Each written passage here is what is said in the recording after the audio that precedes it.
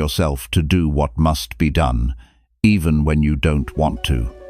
This is the truth most people avoid, but it is the truth that separates success from failure.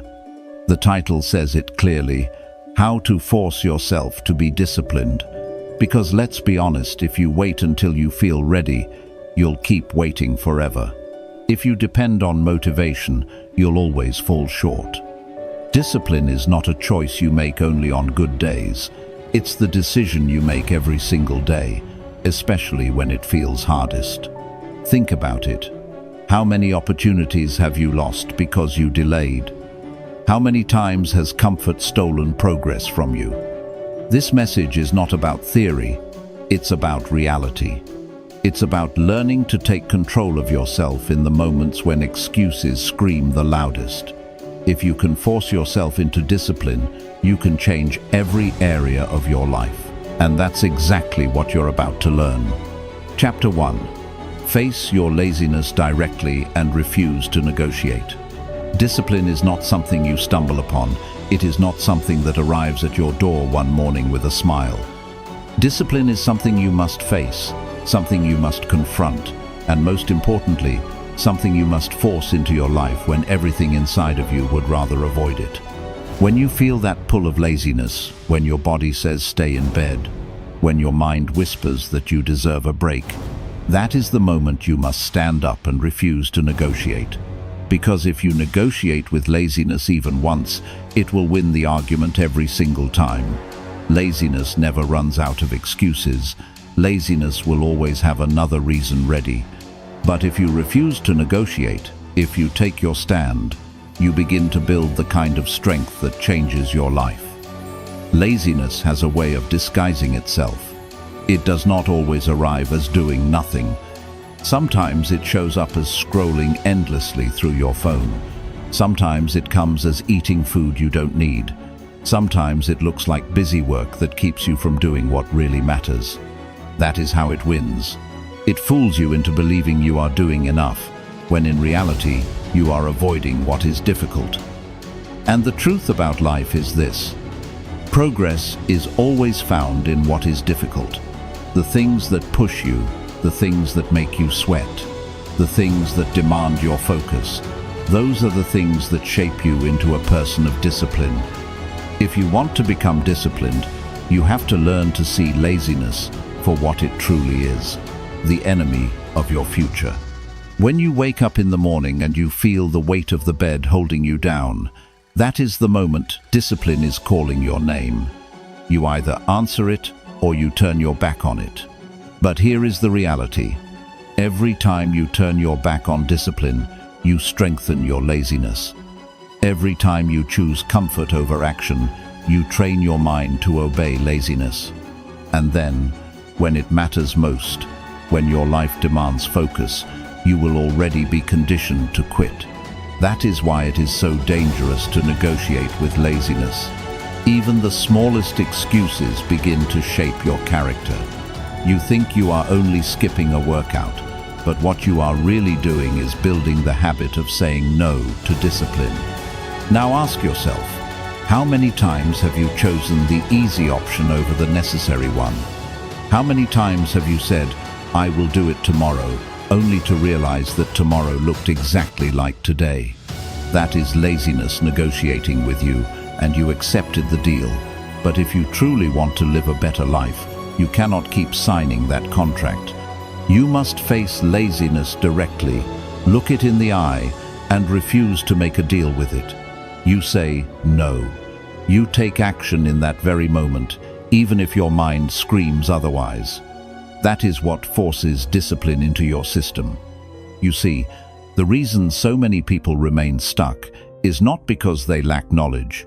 It is not because they lack opportunity. It is because they negotiate with laziness. They wait until they feel ready. They wait until the conditions are perfect. They wait until the motivation arrives.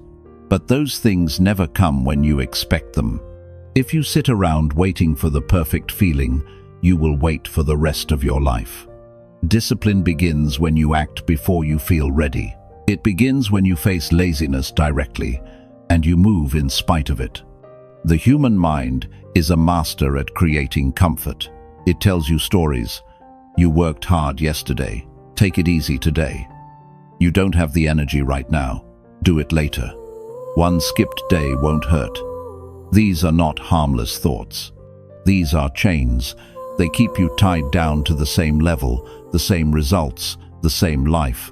And if you accept them, you become weaker without realizing it.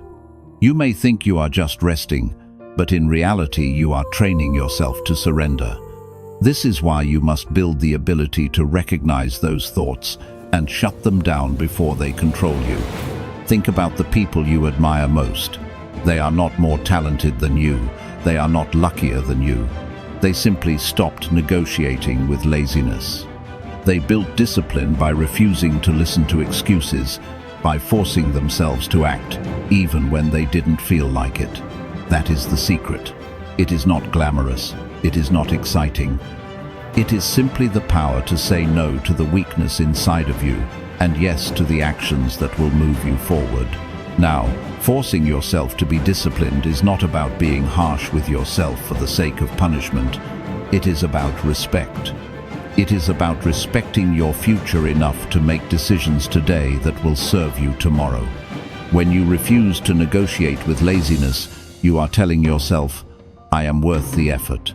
My future is worth the sacrifice. My goals are worth the discomfort. That is not self-punishment.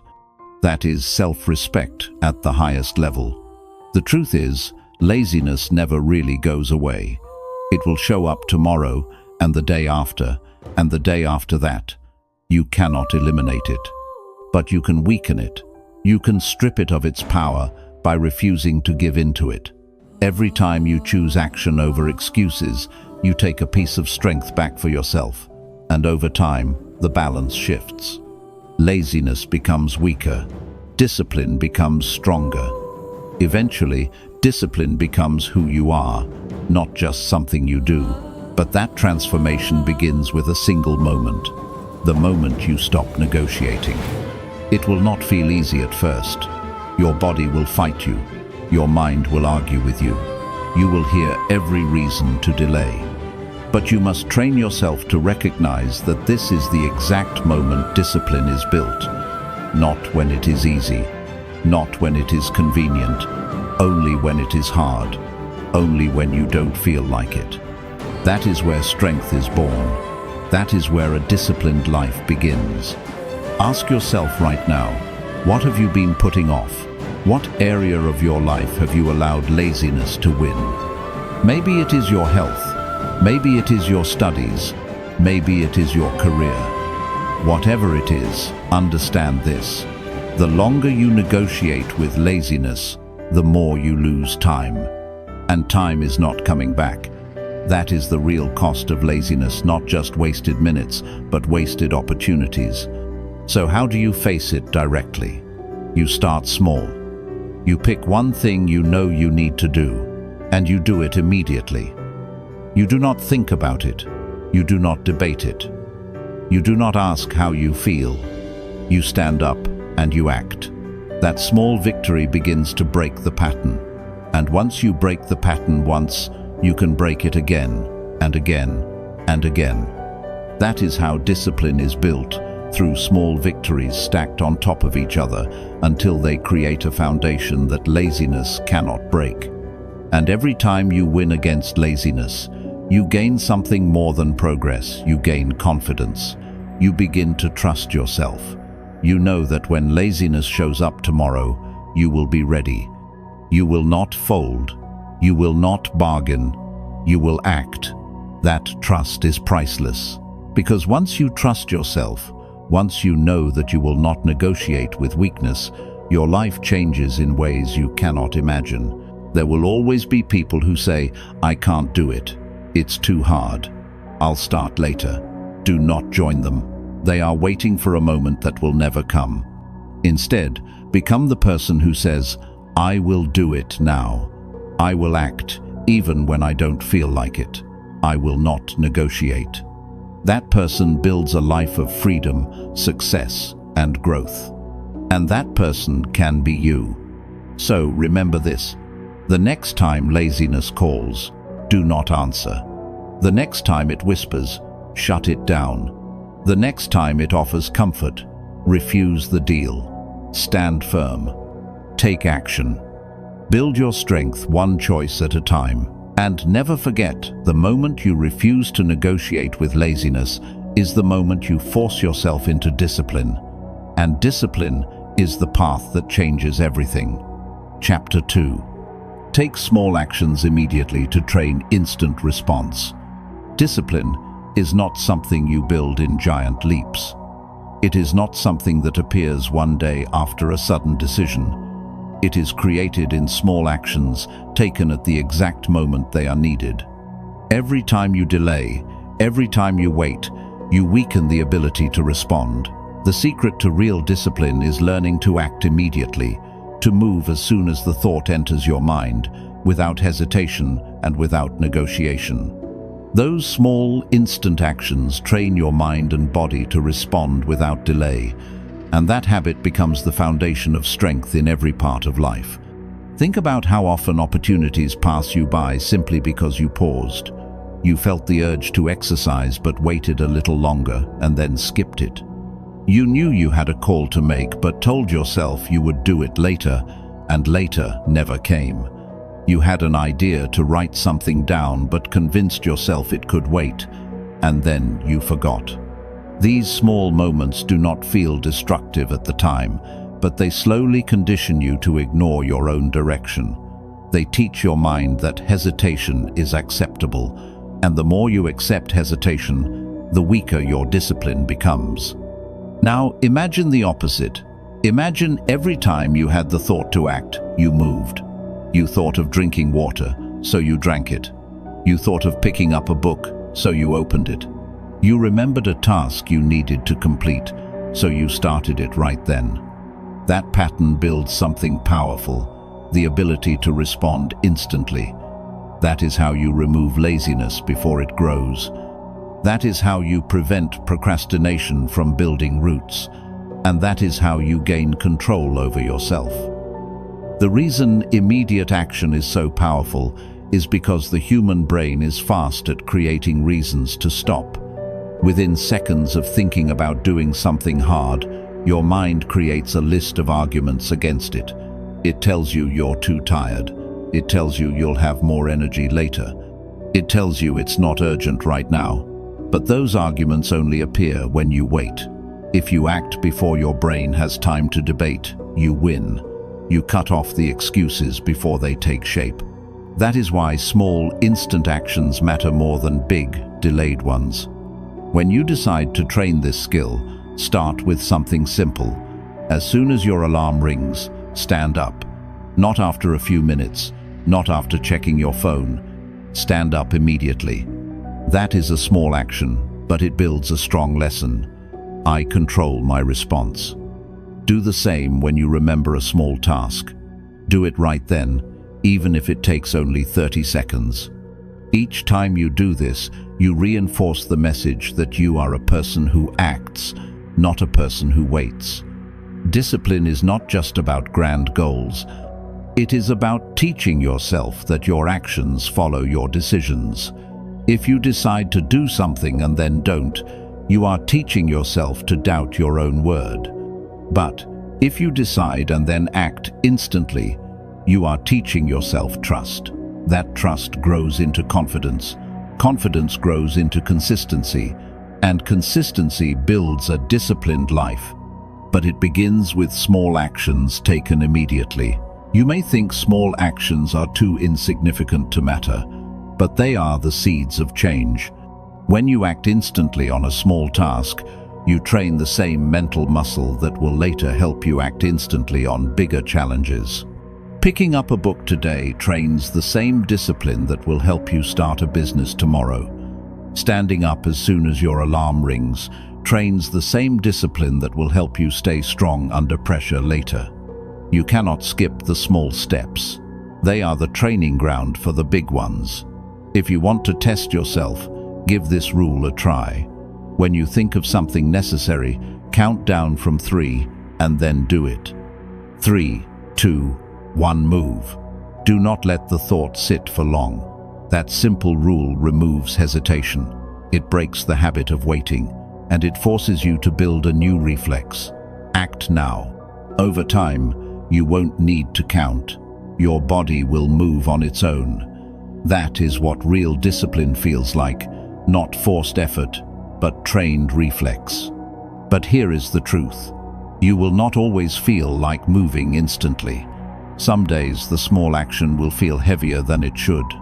Some days you will want to delay. That is where training comes in. You are not building a lifestyle where everything feels easy. You are building a mind that acts regardless of feelings. Feelings change. One day you feel motivated, the next day you don't. If your life depends on feelings, you will live inconsistent. But if your life depends on trained response, you will live disciplined. Look at any person who has achieved consistency in their field. They are not waiting for inspiration every day. They trained themselves to act as soon as the decision was made. That is why they succeed. They may not always do it perfectly, but they do it without delay. And the truth is, discipline is not about perfection. It is about consistency of action over time. That consistency is impossible without instant response. You must also understand that waiting does more than waste time. It weakens your self-respect.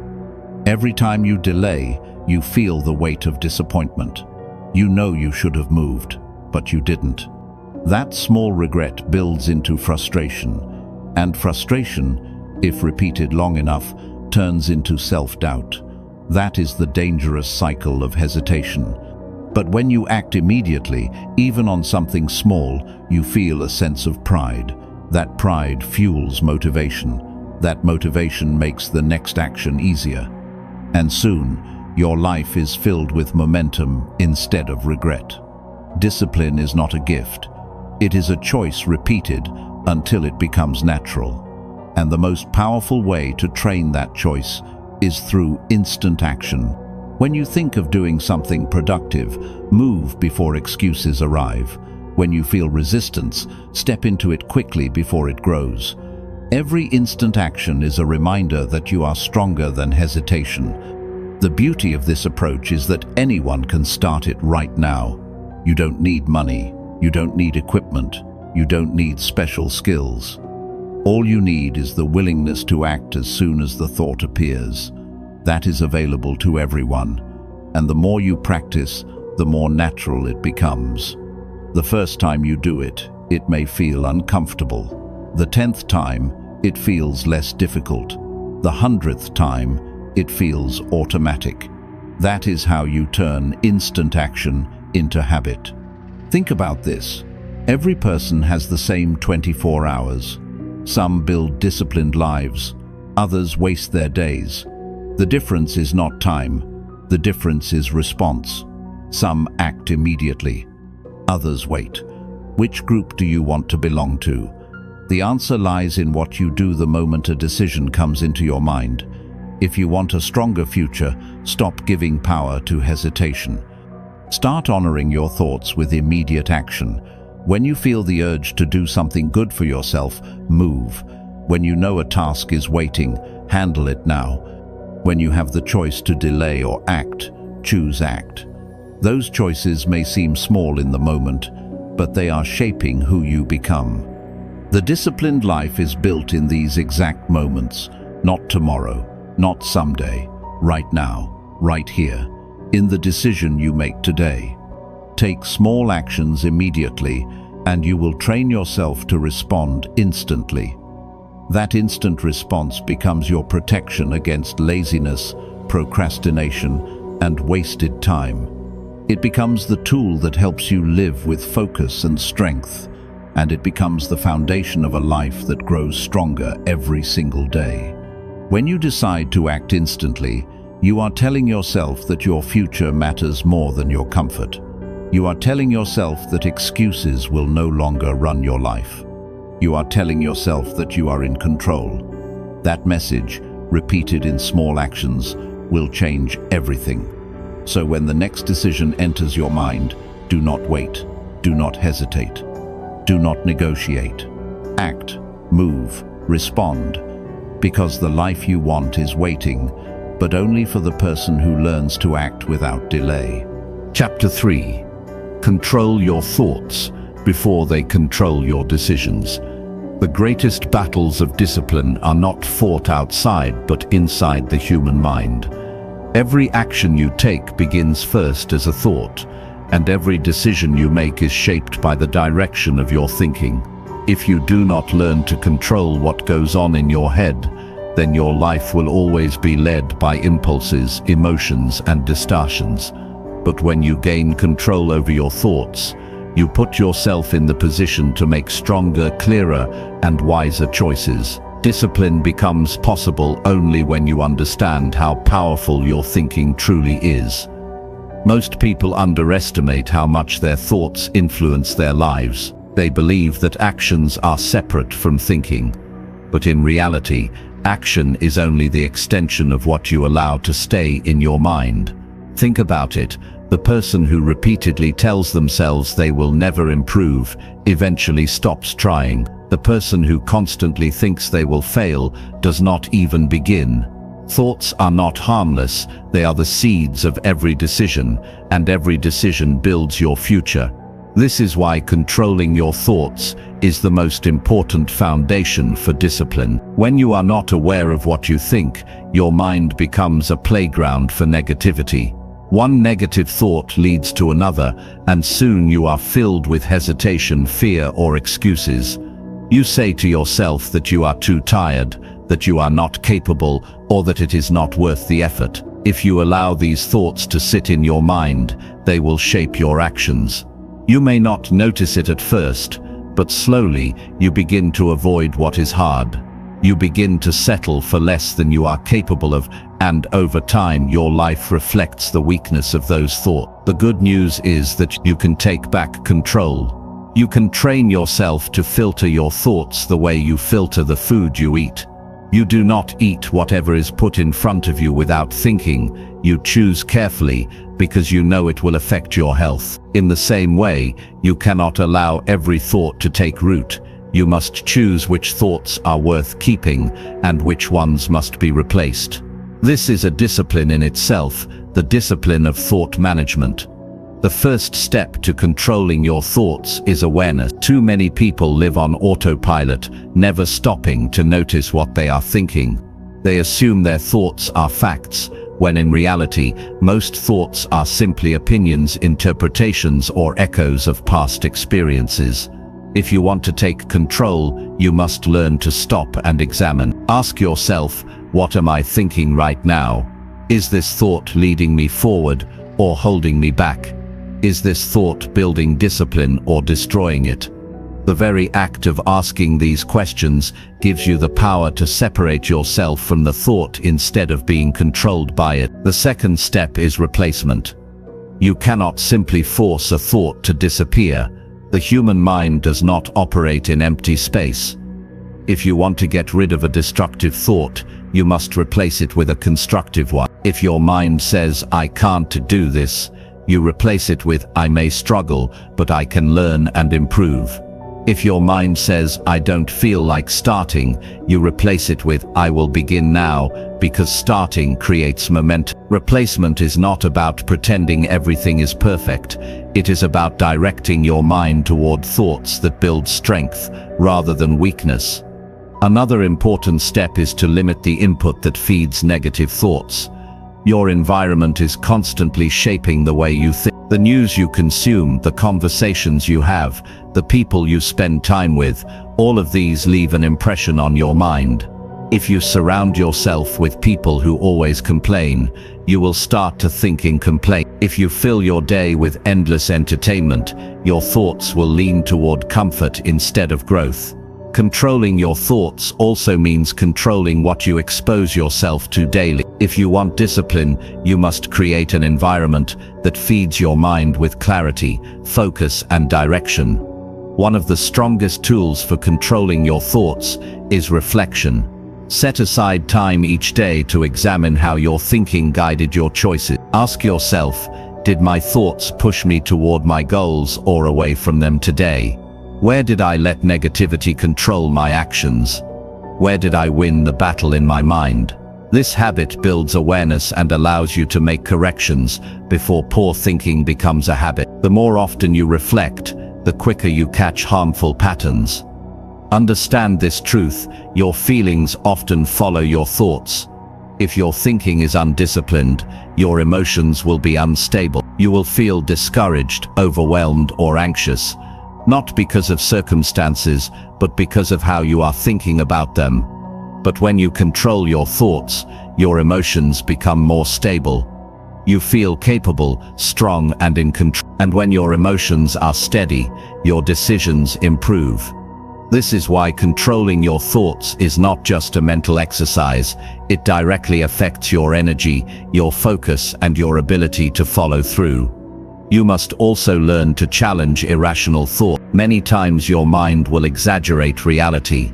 It will tell you the task is too big, that you don't have enough time, that failure is certain. But when you step back, you realize those are not facts, they are fears. Discipline grows when you confront those fears with truth. The task may be big, but it can be broken into steps. You may not feel ready, but you can start with what you have. Failure may be possible, but so is success. Challenging thoughts is how you prevent them from dictating your behavior. Controlling your thoughts is not about ignoring difficulty. Life will always present challenges.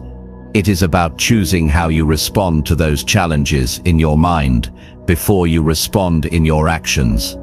The person who disciplines their thoughts says, "This is difficult, but I can handle it one step at a time." The person who does not control their thoughts says, "This is difficult, so I won't try." Same situation, different thought, completely different outcome. If you want to make this practical, begin by paying attention to the small moment. Notice what you say to yourself when the alarm rings. Notice what you think when you face a hard task. Notice the thoughts that appear when you feel tempted to delay. Then begin the practice of replacing them instantly. Instead of 5 more minutes of sleep, say, "Getting up now strengthens me." Instead of "I'll do it later," say, "Doing it now keeps me disciplined." Instead of "This is too much," say, "I will take the first step." This is how you slowly retrain your mind to work for you instead of against you. Over time, as you win more battles in your mind, you begin to feel stronger. You trust yourself more because you know your thoughts no longer control you. You control them. That trust builds a kind of quiet power. You no longer feel like a victim of your feelings. You no longer let every distraction pull you away. You live with intention. That is the essence of discipline. Living by choice instead of reaction. One of the greatest benefits of controlling your thoughts is that it gives you freedom. People often think discipline is about restriction, but it is the opposite. When your thoughts are clear and directed, you are free from the chaos of impulses and doubts. You are free to decide your own actions instead of being pulled by every feeling. That freedom gives you strength, it gives you peace, and it gives you the ability to move forward consistently, even when life is difficult. The difference between those who stay stuck and those who grow is simple. The ones who stay stuck never take control of their thinking. They let their thoughts run wild, and those thoughts lead them into poor decisions, wasted time, and regret. The ones who grow learn to master the inner dialogue. They choose thoughts that serve them. They replace weakness with strength.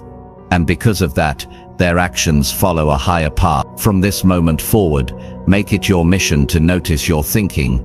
Treat every thought as a visitor knocking on the door of your mind. Some visitors you welcome in because they bring value. Others you send away because they bring harm. The power to decide who stays and who leaves is yours. When you exercise that power daily, discipline becomes not just an action, but a way of life. Do not wait until your thoughts drag you into poor decisions. Take control at the first moment. Direct your mind before it directs you. Replace weakness with strength, doubt with determination, hesitation with action. This is how you take ownership of your life. And this is how you build the discipline that will carry you to every goal you set for yourself. Chapter 4. Force repetition until your brain accepts new behavior. Human behavior is built on patterns. Whatever you do repeatedly becomes easier to do again. The brain is designed to adapt, and it does not care whether what you repeat is useful or destructive. If you repeat procrastination, it becomes natural. If you repeat excuses, they become automatic. If you repeat strength, that becomes automatic too. The way you rewire your brain for discipline is through deliberate repetition, forcing yourself to do the behavior again and again until it feels normal. At first, it feels uncomfortable, even unnatural, but repetition changes what your brain accepts as familiar. Think about the first time you tried to do something difficult. It felt heavy, awkward, or exhausting. Maybe it was exercising, waking up earlier than usual, or speaking in front of others. The first time is always the hardest. But notice what happens after you repeat it. The difficulty begins to fade, the task feels less foreign, and eventually it becomes a regular part of your life. That shift did not happen because the task changed. It happened because your brain adjusted to the repetition. What was once unusual became routine. The problem for most people is that they quit before that adjustment takes place. They start a new behavior, but when it feels uncomfortable, they tell themselves it is not for them. They expect discipline to feel natural immediately. But nothing feels natural in the beginning. Walking once felt impossible. Reading once felt overwhelming. Driving once felt terrifying. You overcame those things only because you forced repetition until your brain accepted them. The same principle applies to every habit you want to build. Discipline grows when you push past the stage of discomfort and keep repeating. That is the test. The brain is stubborn. It prefers the old patterns. It wants to keep you in what feels safe. When you introduce a new behavior, it resists. That resistance is not a signal to quit. It is a signal that your brain is adjusting. If you keep repeating, you break the resistance. But if you stop, you train your brain to resist even more the next time. This is why forcing repetition is not optional. It is necessary. The key to making repetition work is consistency, not intensity. Doing one massive effort and then stopping does not rewire anything. Doing something small every day does. If you want to build the habit of reading 2 pages every single day is more powerful than reading 100 pages once a month. If you want to exercise, moving your body daily is more effective than training hard once and then resting for weeks. The brain learns through rhythm, through the daily act of repeating, not through random bursts of effort. You must also remove the expectation of instant change. Too many people want quick results. They want their brain to accept new behavior after 1 or 2 tries. When that does not happen, they quit. But your brain does not change on demand. It changes with repetition. That means you must force yourself through the stage where it feels unnatural, through the stage where it feels uncomfortable, until you break through to the stage where it feels automatic. If you can survive the middle stage, you will succeed. This is where discipline becomes real, doing the action even when you do not see results yet. Imagine planting a seed and digging it up every day to check if it is growing. It will never take root. Behavior works the same way.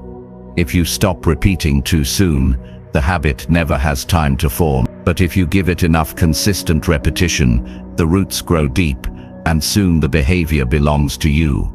You do not have to think about it anymore. It becomes part of your identity. Repetition also has another powerful effect.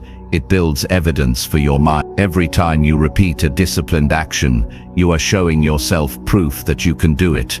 1 push-up proves you are capable of moving. 1 day of writing proves you are capable of producing. 1 day of controlling your schedule proves you can direct your time. Each repetition is evidence that weakens doubt and strengthens belief. Eventually, the belief becomes so strong that the behavior is no longer forced, it is who you are. There will be moments when you feel tired of repeating. That is natural, but those are the exact moments where change is happening the most.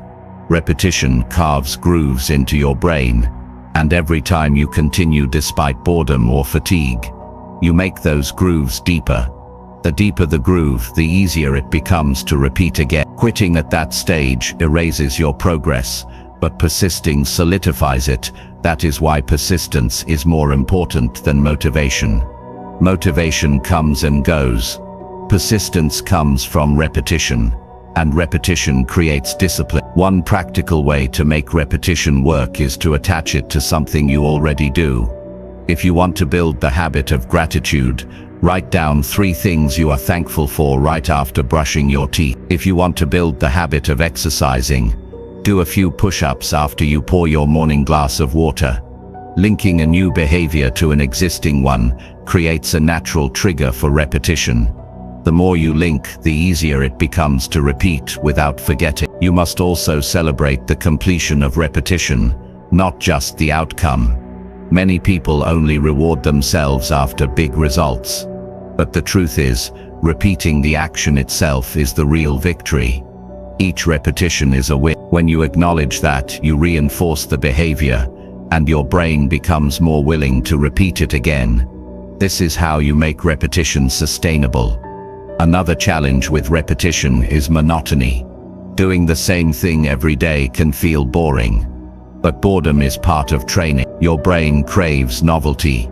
But novelty does not build discipline. Repetition does. You must be willing to endure the plain days, the days where it feels uneventful, because those days are the ones that change you. When you learn to stay consistent without needing excitement, you prove to yourself that you are serious. That seriousness is what separates those who succeed from those who quit. Think about how repetition has shaped your current life. The way you walk, the way you speak, the way you react to stress, all of it came from repetition. You did it enough times until it became automatic. If repetition shaped your old habits, it can shape new ones too. The question is not whether repetition works. It always works. The question is whether you are willing to force it long enough for your brain to accept it. The most powerful part of repetition is when it moves from being something you do to something you are. At first you say, I am trying to be disciplined. After enough repetition, you say, I am disciplined. That shift is not in words, it is in identity. You no longer have to remind yourself every day. You simply live it. But the only way to reach that stage is through forced, consistent repetition. If you want to test yourself, choose one small behavior and commit to repeating it daily for the next 30 days. Do not miss a single day. It could be writing 1 paragraph, drinking more water, or turning off your phone before bed. Force yourself through the discomfort, through the boredom, through the resistance. Watch what happens. By the end of 30 days, your brain will start to accept it as normal. Extend it to 60 days, and it becomes harder not to do it than to do it. That is the power of repetition. You shift the default of your brain. The reason most people never change is not because they lack ability, but because they lack patience with repetition. They underestimate how long it takes for the brain to adapt. They want shortcuts, but the truth is, repetition is the shortcut.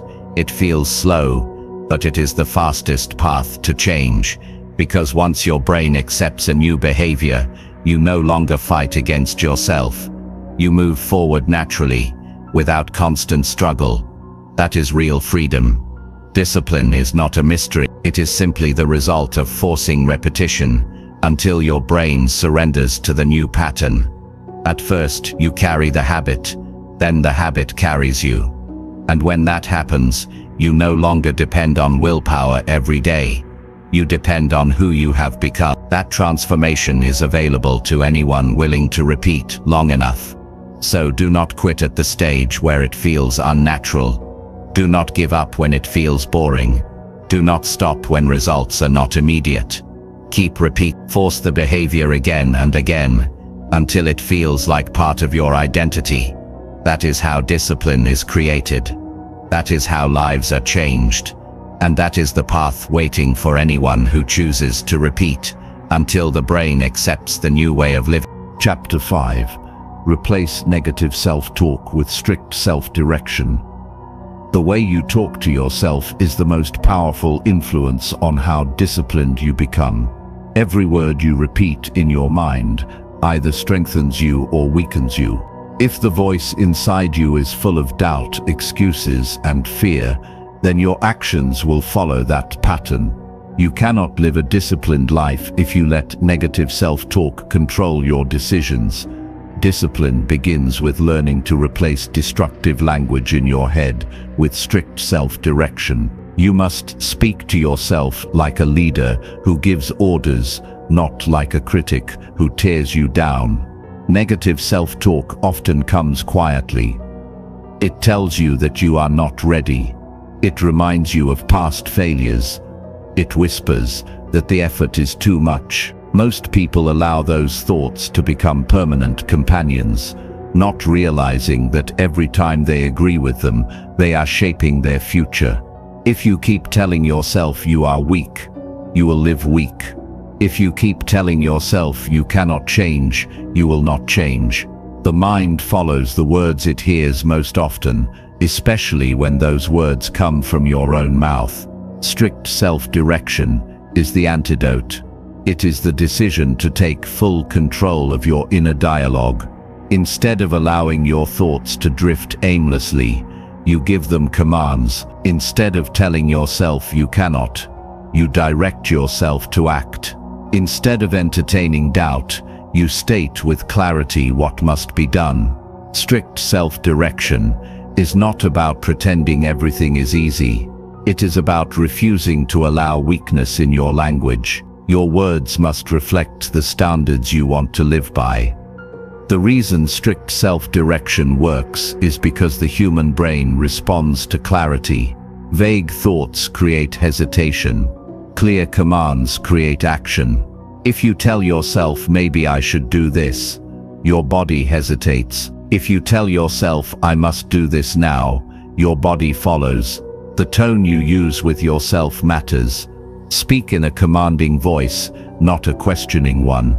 Discipline thrives on direction, and you are the one responsible for giving that direction. When you notice negative self-talk, the first step is recognition.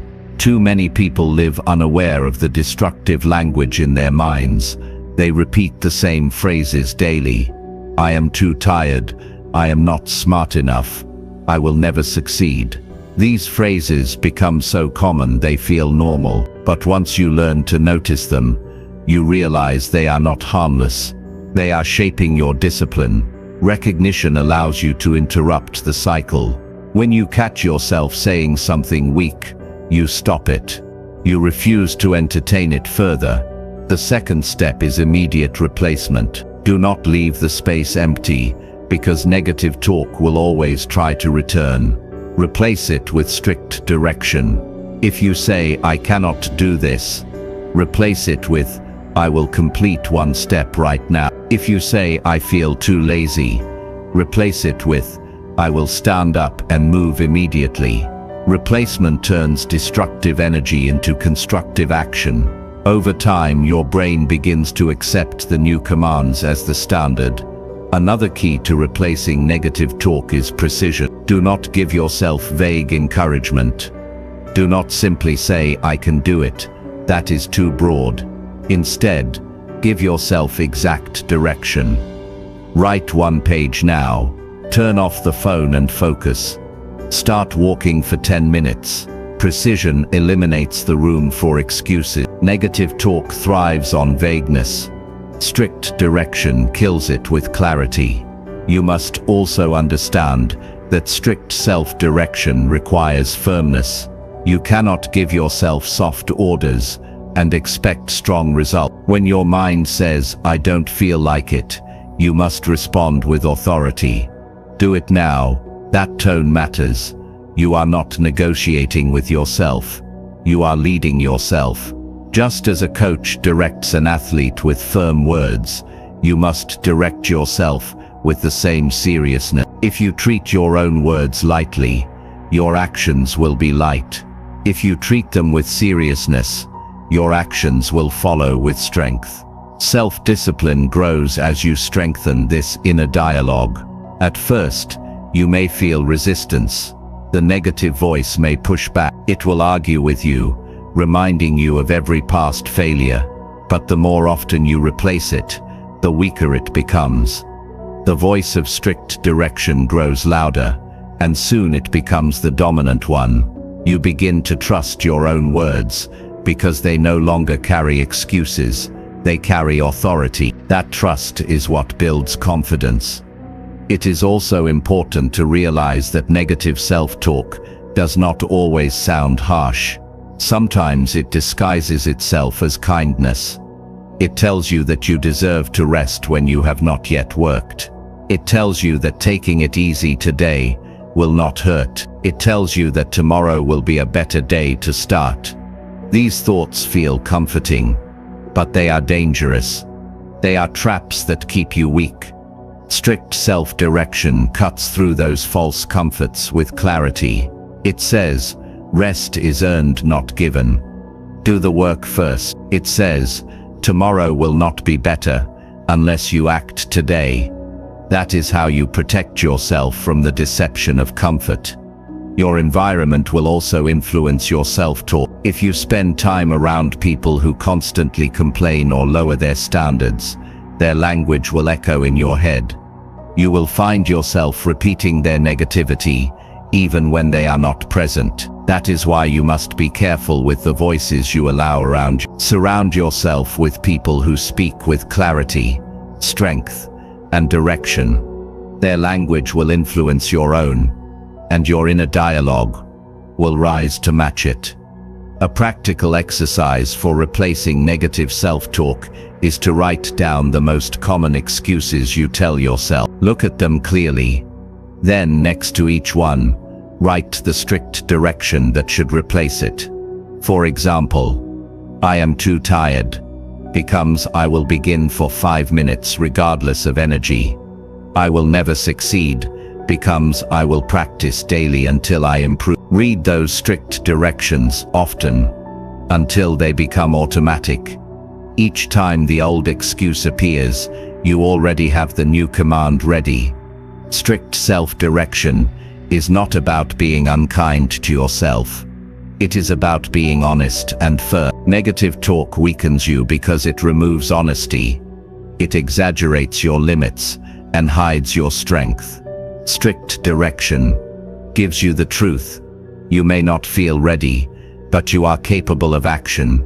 You may not see results yet, but repetition will bring them. You may not be comfortable, but you are strong enough to continue. That honesty may feel harder to hear, but it builds the foundation for discipline. The ultimate goal is to create a voice inside you that you trust completely. A voice that does not give excuses, does not waste time, does not lower standards. A voice that gives clear, firm direction and expects obedience. When you build that voice, you no longer have to rely on temporary bursts of motivation. You no longer have to wait for inspiration. Your own words drive you forward every day. That is when discipline becomes a natural part of your life. Over time, you will notice the shift. The negative talk that once controlled your decisions will fade. The strict direction you practice will become automatic. You will wake up and hear yourself saying, "Stand up now." You will face a task and hear yourself say, "Start immediately." You will feel resistance and hear yourself say, "Do not stop until it is finished." That inner dialogue will guide you with power. It will feel like having a strong leader inside you, and that leader will always push you toward growth. Every disciplined person you admire has built this skill. They did not silence negativity by accident.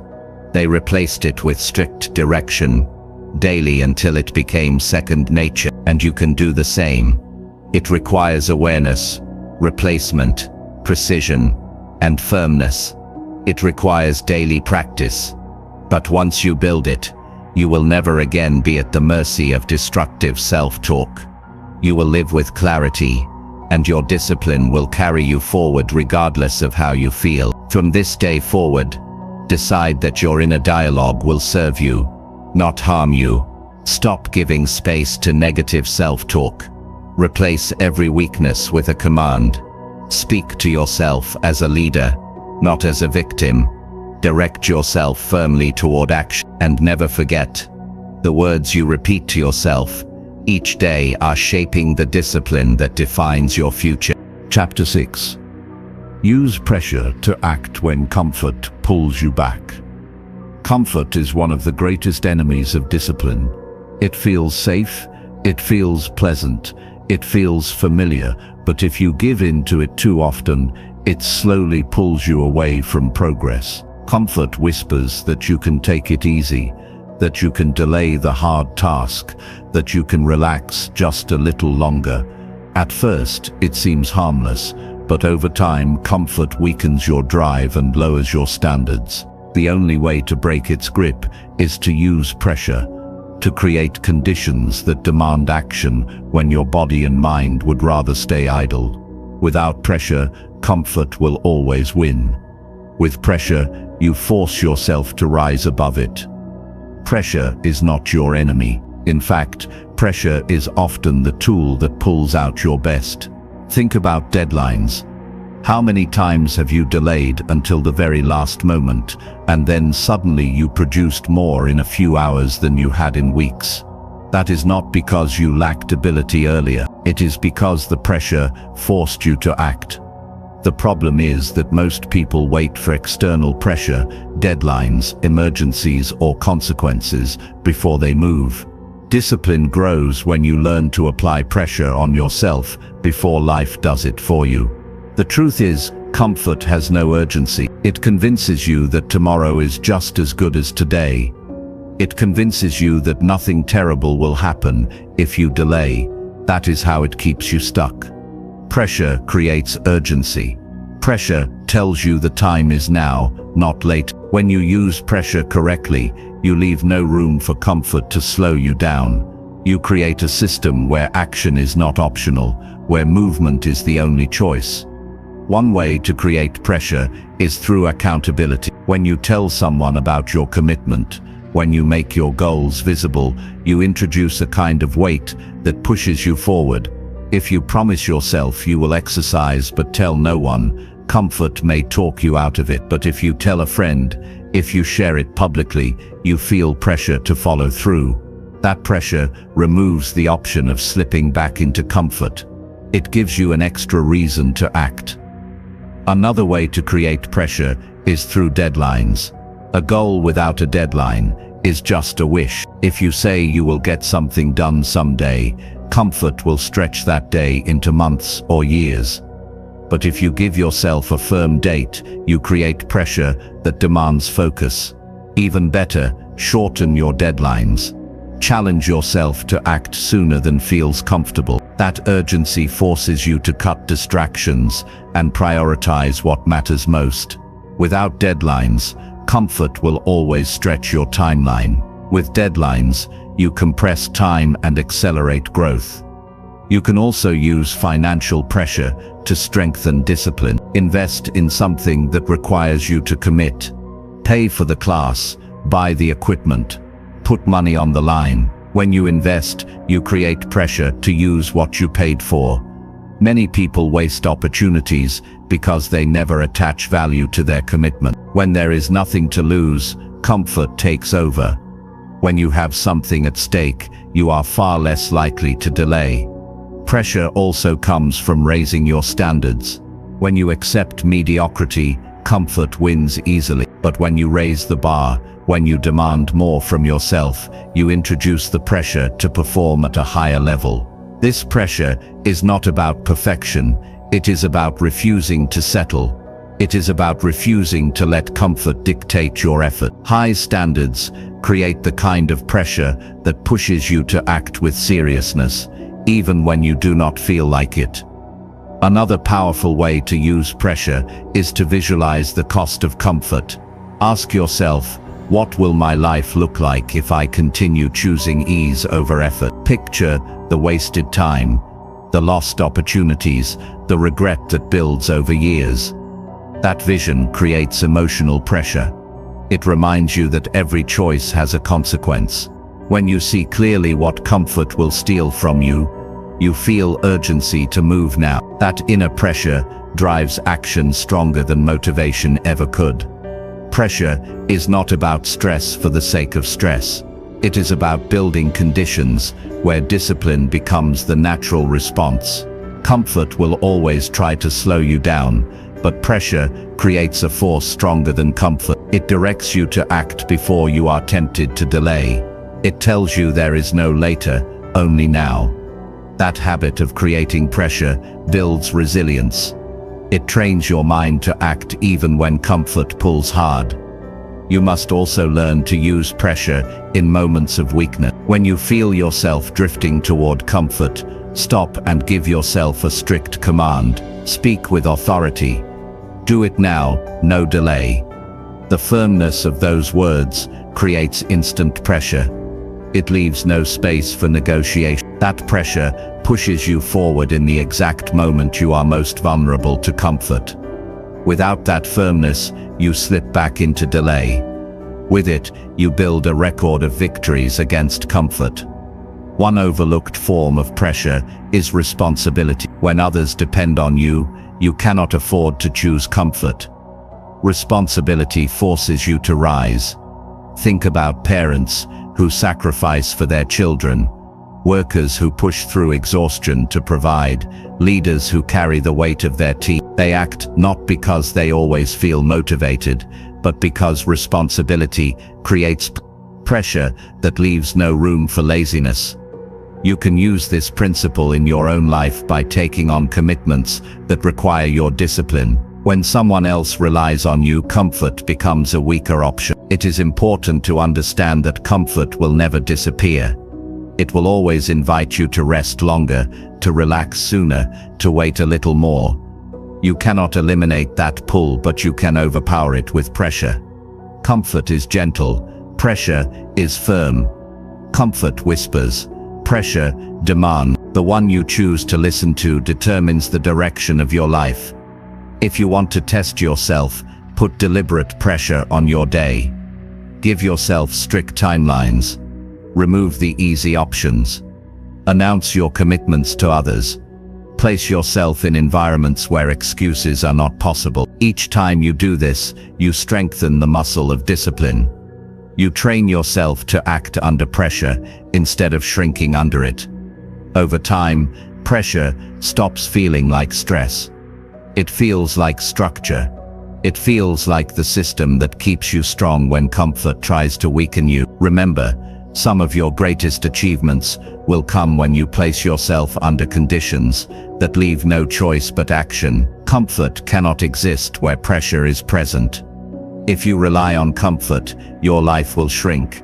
If you rely on pressure, your life will expand. You will grow stronger, more reliable, and more disciplined with every decision. From this moment on, stop waiting for external forces to pressure you. Create that pressure yourself. Decide on strict deadlines. Announce your commitments. Attach value to your action.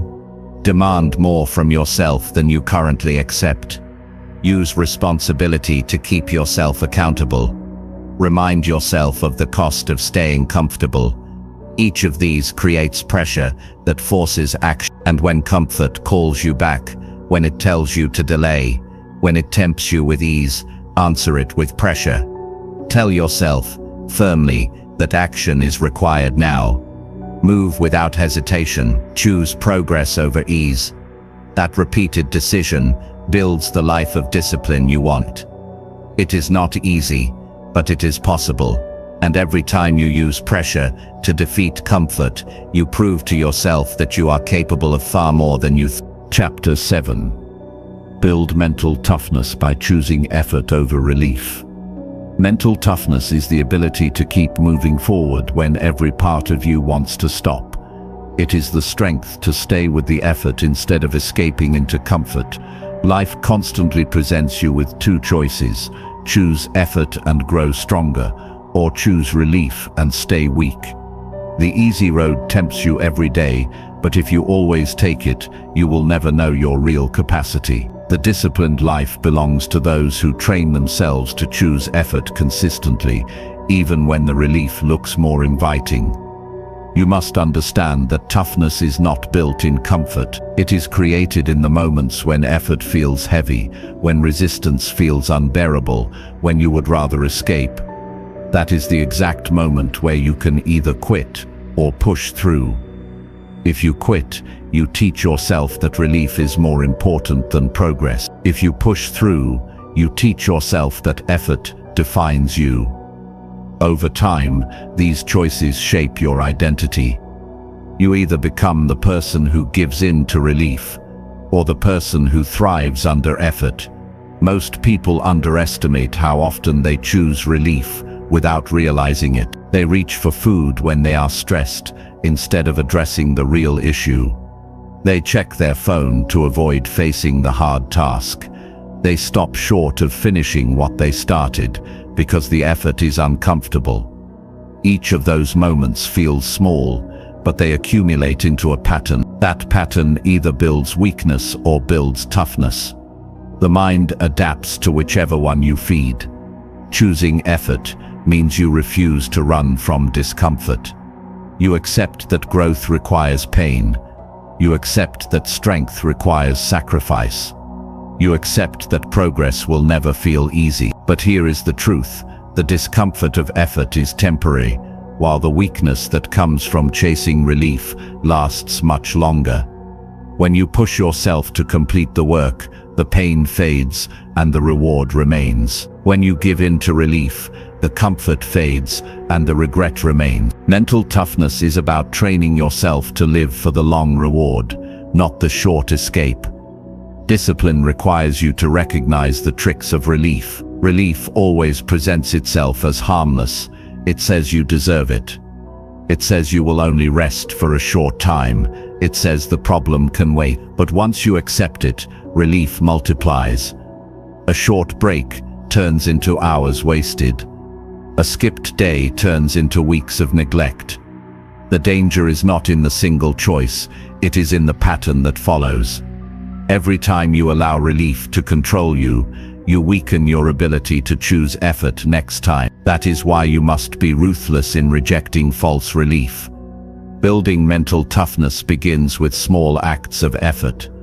You do not need to start with the hardest challenge. Start with something simple, like finishing your workout without cutting it short, completing your task before checking your phone, or staying focused for a set amount of time without distraction. Each of these small victories strengthens your tolerance for effort. They send the message to your mind that you can endure discomfort.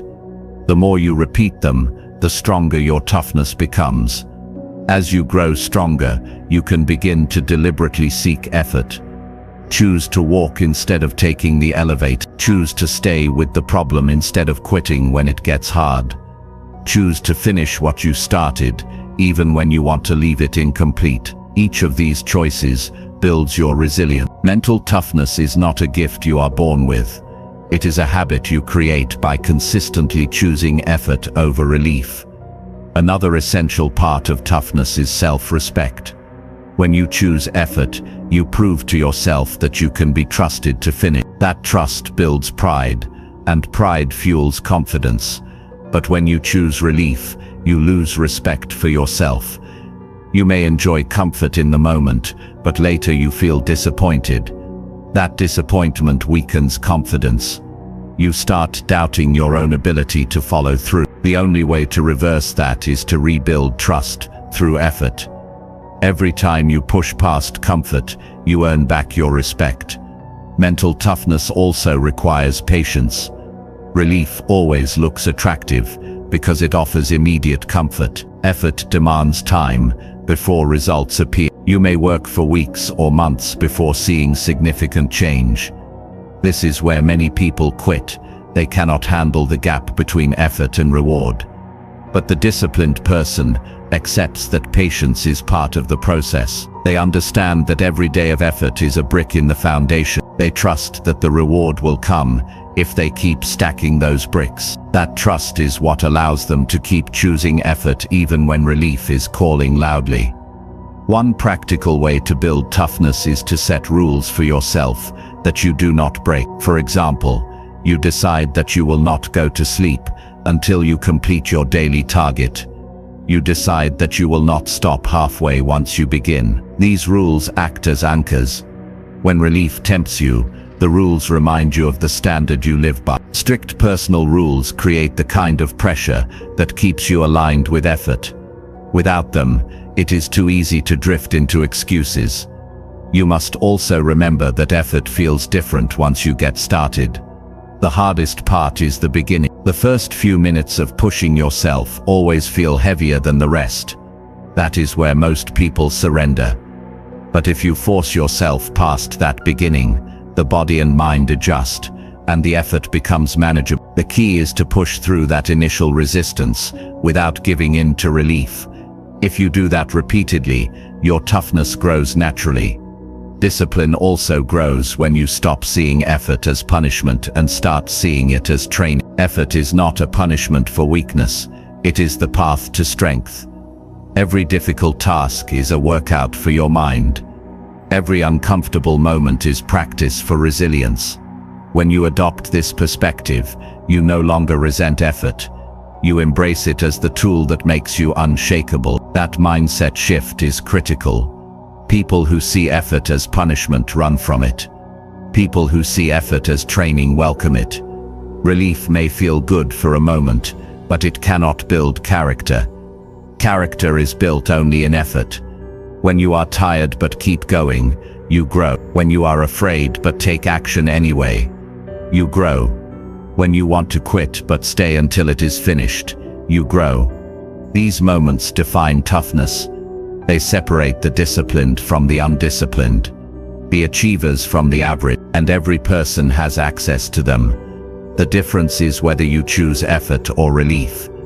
To build toughness, you must also expose yourself to challenges intentionally. Do not always wait for difficulty to arrive on its own. Create it. Wake up earlier than you want. Push yourself to work longer on your craft. Hold yourself to higher standards when nobody is watching. Voluntarily choosing effort makes you stronger, so when life forces effort on you, you are already prepared. The more you train under self-imposed effort, the less likely you are to break when real pressure comes. Eventually, you will realize that effort is what gives life meaning. Relief feels empty because it creates nothing. It is fleeting. But effort produces results. Effort builds skills. Effort creates confidence. Effort leaves a legacy. When you look back, you will not be proud of the times you escaped into comfort. You will be proud of the times you chose effort and proved to yourself that you were stronger than you thought. That pride will stay with you far longer than any temporary relief. From today forward, begin to notice your daily choices. When comfort pulls you toward relief, stop and ask yourself, which decision will make me stronger? Which choice will make me proud later? Which path builds my discipline? The answer will almost always be effort. Then make the decision quickly. Do not give relief time to argue. Take the harder road and remind yourself that this is how toughness is built. Over weeks and months, you will notice the change. Tasks that once felt overwhelming will feel easier. Challenges that once broke you will feel manageable. You will begin to carry yourself with quiet confidence, knowing that you can rely on your own strength. That transformation will not come from reading or wishing. It will come from repeatedly choosing effort when relief was calling. This is the law of mental toughness. Every time you choose effort over relief, you grow stronger. Every time you choose relief over effort, you grow weaker. The decision belongs to you, and when you consistently choose effort, discipline stops being something you struggle for and becomes something you live naturally. Chapter 8. Fight impulses, by reminding yourself of long-term pain. Impulses are quick, sudden urges that pull you toward comfort, distraction, or instant pleasure. They show up without warning, and if you obey them, they lead you away from the path of discipline. You feel the impulse to skip your workout, to eat something unhealthy, to delay the task that demands your attention, or to quit before finishing. In the moment, the impulse feels harmless, even justified. But the truth is, impulses are traps. They offer short relief while creating long-term pain. If you want to force discipline into your life, you must train yourself to fight those urges by reminding yourself of the cost of giving in. Every choice carries a consequence. The problem is that impulses blind you from seeing the long-term effect. They convince you to focus only on now. The sugary food feels good now. The skipped workout feels easier now. The delayed work feels lighter now. But tomorrow you feel weaker. Tomorrow you feel behind. Tomorrow you carry regret. That regret is the pain impulses never show you in advance. The secret to overcoming them is to pause and project yourself into the future, to imagine clearly the pain of what surrendering will cost you. Think about the times you let an impulse control you. How did you feel afterward? Did the comfort last, or did it fade quickly, leaving you with guilt and disappointment? The truth is, the reward of an impulse never lasts as long as the regret. That regret lingers, it grows, it weighs on you over time. When you remind yourself of that truth, you begin to see impulses for what they are, short-term thieves that rob you of long-term strength. Discipline is about training your mind to look beyond the present moment. Anyone can choose what feels good now, but the disciplined person chooses based on the impact tomorrow. This ability is what separates growth from stagnation. If you always chase impulses, you will live in cycles of starting and stopping, motivated one day and defeated the next. But if you fight impulses with the reminder of long-term pain, you begin to break the cycle. You gain control over yourself. One of the strongest tools you can use is visualization. When the impulse comes, do not just think about the comfort it offers. Picture the pain that follows. Picture how you will feel if you give in. Imagine looking in the mirror and seeing no progress because you skipped again. Imagine the stress of unfinished work piling up because you delayed again. Imagine the opportunities lost because you quit again. Let those images become clear. That emotional reminder of pain will cut through the false pleasure of the impulse. You must also remind yourself that impulses are temporary. They feel strong in the moment, but they pass quickly if you resist. The problem is that most people never learn to wait them out. They feel the urge and immediately obey it. But if you pause, if you remind yourself of the long-term pain and hold the line, the impulse weakens. Each time you resist, you gain more strength. Each time you fight back, you build more confidence. And with practice, impulses lose their power over you. Fighting impulses is also about building awareness. You must learn to notice the situations that trigger them. Maybe it's when you are tired. Maybe it's when you are stressed. Maybe it's when you are bored. If you do not identify these triggers, you will always fall into the same trap. Once you know them, you can prepare.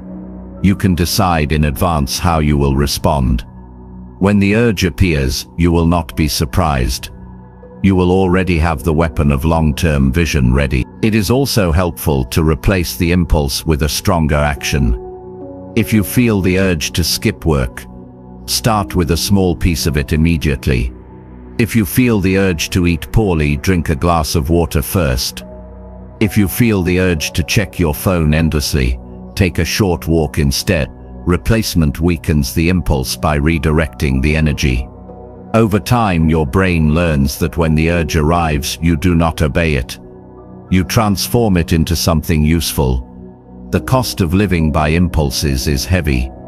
It may not destroy you in one day, but it chips away at your strength over time. One skipped workout is not the problem, but repeated impulses create a body you no longer respect.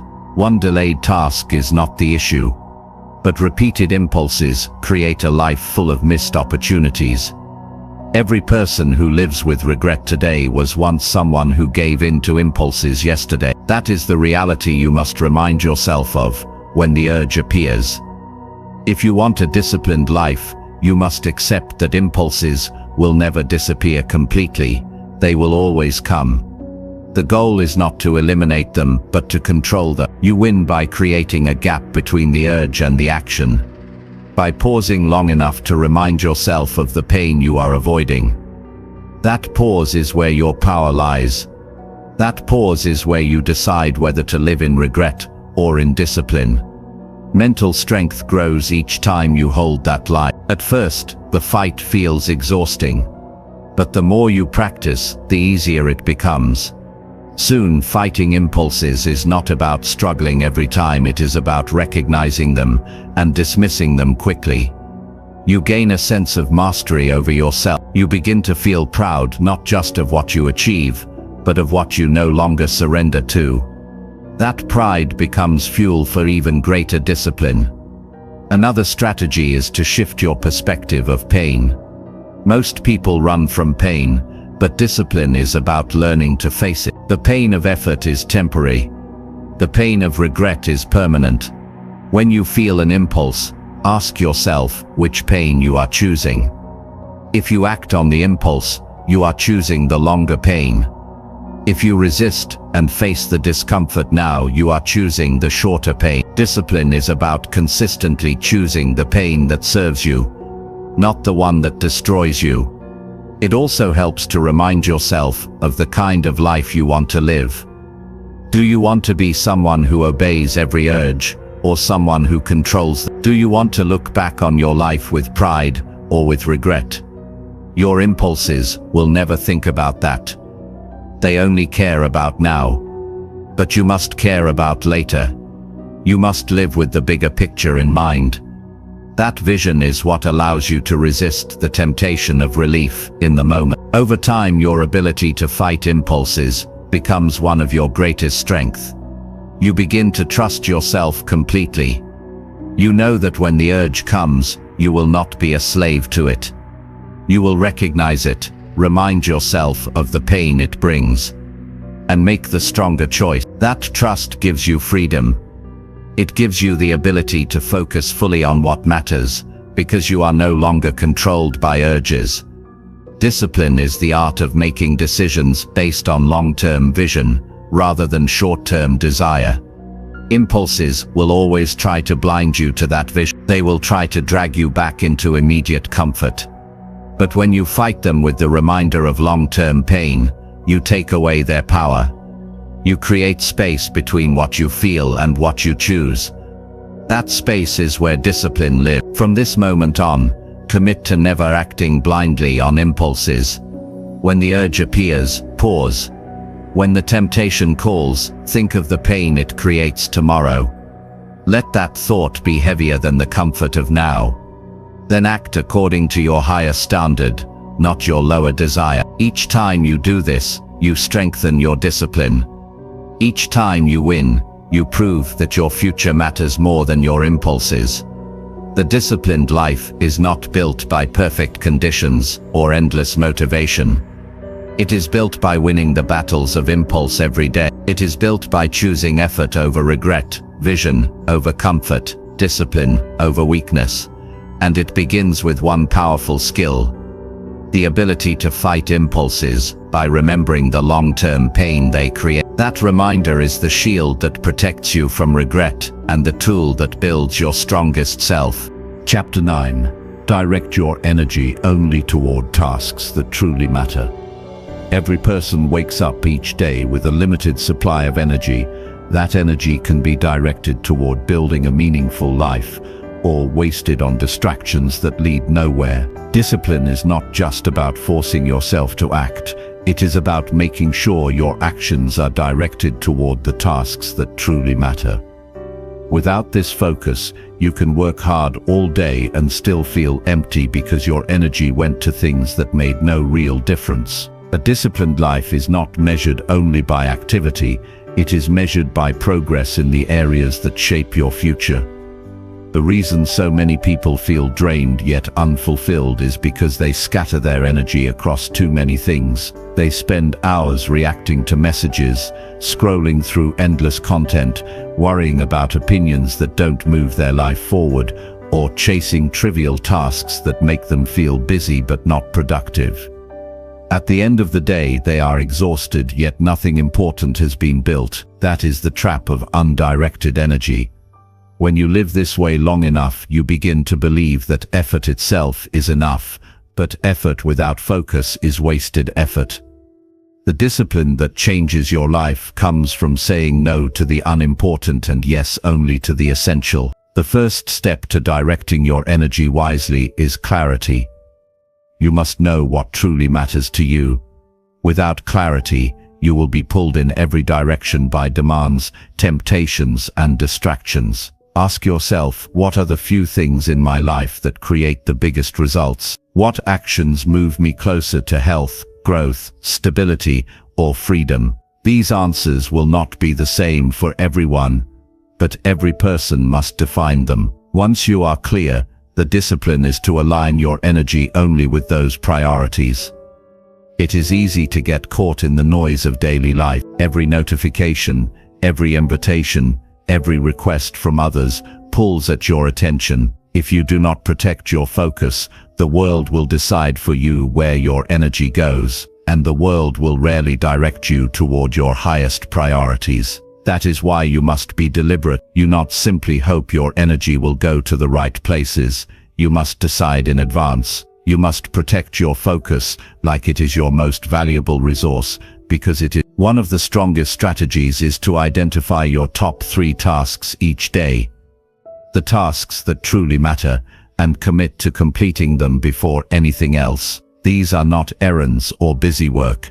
These are the actions that align with your long-term goals. When you give your energy to them first, you ensure that no matter what else happens, your day produces progress in what counts. Too many people fill their mornings with small distractions and then wonder why they have no energy left for the work that matters. Discipline means flipping that pattern, doing the important first and leaving the trivial for later, if at all. Another way to direct your energy is by creating boundaries. Discipline is not just about what you do, but about what you refuse to do. Every time you say yes to something meaningless, you are saying no to something meaningful. If you constantly allow others to interrupt your time, if you constantly agree to obligations that do not serve your goals, you are giving away your energy. Discipline requires the strength to say no firmly and without guilt. That no protects your energy for the tasks that build your future. You must also learn to recognize false productivity. False productivity is doing things that feel like work, but create no real impact. Organizing endlessly, checking emails every few minutes, over-researching instead of acting.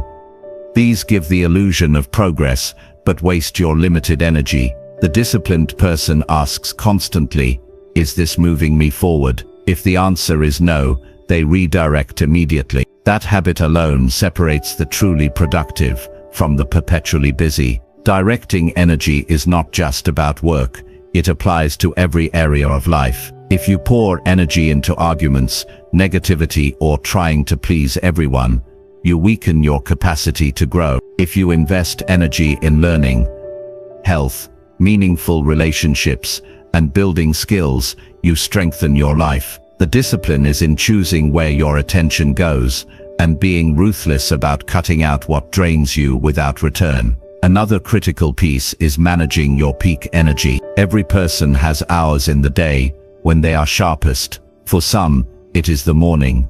For others, later in the day. The disciplined person identifies those hours and reserves them for the most important work. They do not waste their sharpest energy on trivial tasks. They guard that time fiercely. This single decision can transform your productivity, because directing your best energy to your best work multiplies results. It is also vital to track where your energy goes. Most people have no idea how much time they lose to distraction. Hours disappear in entertainment, gossip, or mindless scrolling.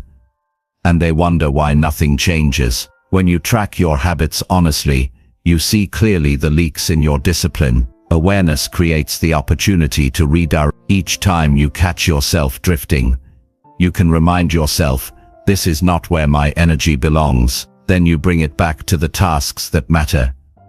Directing energy requires courage, because it often means disappointing others. People will always want your attention for things that benefit them, not you. They will not care if it drains your focus. If you do not stand firm, you will constantly give away your energy. Discipline is not about being selfish, it is about being intentional. If you cannot protect your energy, you cannot build the life you want. And when you waste your energy, nobody else pays the price, you do.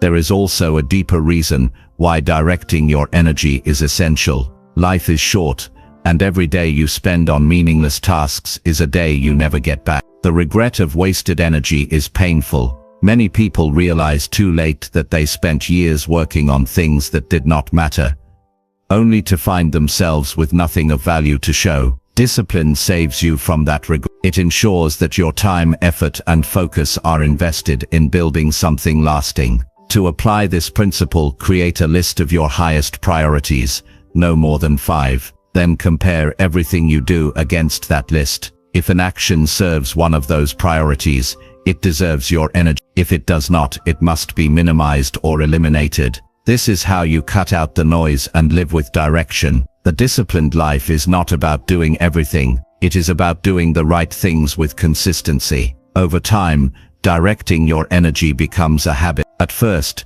you must remind yourself constantly. You must pause before saying yes. You must resist the temptation to do what feels urgent but unimportant. But eventually it becomes natural. You instinctively focus on what matters and ignore what doesn't. That habit creates momentum, and with momentum, your progress multiplies. You begin to see results faster, not because you are working harder, but because you are working smarter. The people who achieve the most are not the ones who work the longest hours. They are the ones who direct their energy with precision. They know their priorities and give their best to them. They ignore distractions. They protect their focus. They invest in what creates growth. That is the secret. Not endless effort, but disciplined effort, directed toward meaningful tasks. From this moment on, challenge yourself to notice where your energy goes. Ask yourself often, is this building the life I want? Is this moving me toward my goals? Or is it draining me? Then make the disciplined choice. Direct your energy only toward the tasks that truly matter. Cut out what is meaningless. Protect your focus, and watch how your life begins to transform when every ounce of energy fuels progress instead of being wasted on distraction. Chapter 10. Condition your mind to act without waiting for motivation. Motivation is a feeling, and feelings are unreliable. They come and go without warning. One day you feel unstoppable, the next day you can hardly get yourself to move. If you build your life on waiting for motivation, you will never be consistent. You will only act when conditions feel good, and you will fall back the moment they don't. Discipline requires something stronger than motivation. It requires conditioning your mind to act regardless of how you feel. This conditioning is what separates people who dream from people who achieve. The truth is that action does not depend on motivation. Action creates its own energy. Many people get this backwards. They sit and wait for the right emotion to appear before they begin. They think they need inspiration before they can start the project, go to the gym, or change their habits. But inspiration often only arrives after action has already begun. The very act of moving generates the momentum that feelings cannot. If you only move when you feel motivated, you will waste countless opportunities. If you train yourself to move without it, you will create results every day. Conditioning your mind to act means removing choice from the equation. When you decide that something must be done, you no longer wait to see if you feel like it. You act because it is required, just as a soldier does not decide whether to train. Just as a pilot does not decide whether to check the aircraft, you build rules for yourself that do not depend on moods. Those rules condition you to follow through whether you feel excited or tired, inspired or bored. You move because you trained your mind to obey the decision, not the feeling. One of the most effective ways to build this conditioning is to create non-negotiables. These are commitments you do every day, no matter what. It could be writing a certain number of words, exercising for a set time, or dedicating part of the day to focused work. The point is that they happen without discussion. By repeating them daily, your brain learns that they are automatic. You no longer sit in the morning debating with yourself. The habit takes over. That is conditioning. This practice begins small. Do not overwhelm yourself by trying to change everything at once. Pick one area where you will remove the need for motivation. Commit to it daily. At first, you will resist. Your mind will scream for comfort, but each time you act anyway, you weaken the hold of laziness and strengthen the habit of discipline. Over time, the resistance fades. What once felt forced becomes natural. The more you repeat it, the more conditioned your mind becomes. Another important piece of conditioning is to shorten the gap between decision and action. The longer you wait after deciding to act, the more space you give for excuses to appear. If you decide to exercise, start immediately. If you decide to study, open the book right then. Delay feeds hesitation, and hesitation kills discipline. Immediate action, even if small, locks in the decision. Your mind learns that once you decide, you move. That repeated pattern rewires your behavior until acting instantly is automatic. It is also helpful to reframe how you think about motivation. Instead of waiting for it, treat it as a bonus. When it is present, enjoy it. When it is absent, ignore it. Stop giving it the power to dictate your actions. If you wake up feeling inspired, use it. If you wake up feeling drained, act anyway. When you live by this principle, you no longer care whether motivation shows up or not. You operate on a higher standard. That standard is discipline. Another strategy for conditioning your mind is to tie action to identity. Stop saying, "I need motivation to do this." Instead, say, "I am the kind of person who does this." When you connect discipline to who you are rather than how you feel, your actions become consistent. If you identify as a disciplined person, then acting daily without waiting for motivation is simply what you do. Identity-driven discipline is far stronger than feeling-driven discipline. You must also expect resistance. Your mind will test you. It will search for reasons to delay. It will remind you of how tired you are, how much easier it would be to do it later, how small the task is compared to the effort required. This mental resistance is natural. The key is not to eliminate it, but to act despite it. Each time you do, you prove to yourself that you are stronger than resistance. That proof builds confidence, and confidence reinforces discipline.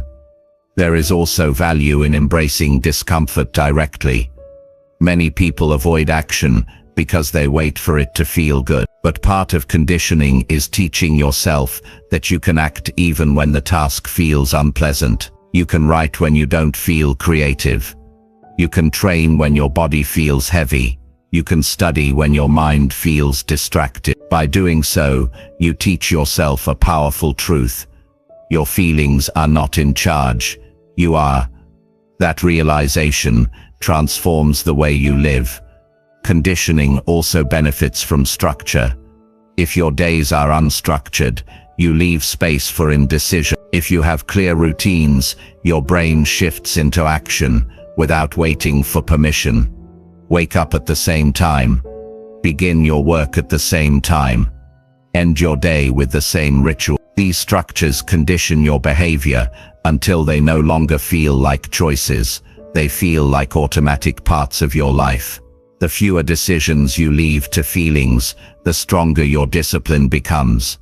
Think about the people you admire who have achieved extraordinary results. Do you believe they felt motivated every day? Of course not. They acted because they trained themselves to move without motivation. They understood that the work must be done whether the emotion was there or not. That is why they are consistent. Consistency is not built on inspiration. It is built on conditioning. The cost of waiting for motivation is high. You lose time. You lose progress. You lose trust in yourself. Each time you delay, you reinforce the belief that you cannot act without the right move. That belief grows stronger until you feel powerless to change. But the opposite is also true. Each time you act without motivation, you reinforce the belief that you are in control. That belief grows stronger until action becomes second nature. That is the path to freedom. From today on, stop relying on feelings to guide your life. Train yourself to act based on commitment. Condition your mind by repeating daily actions until they are automatic. Shorten the gap between decision and movement. Create non-negotiable standards. Embrace discomfort as part of the process. Treat motivation as optional, not essential. Build an identity based on discipline, not emotion. These principles will condition your mind into a force that acts regardless of how you feel. And when you master this, you become unstoppable. You no longer need to wait for inspiration to visit. You no longer waste days because motivation didn't show up. You live with certainty, knowing that no matter what, you will act. That certainty is the foundation of discipline, the foundation of progress, and the foundation of a life of strength.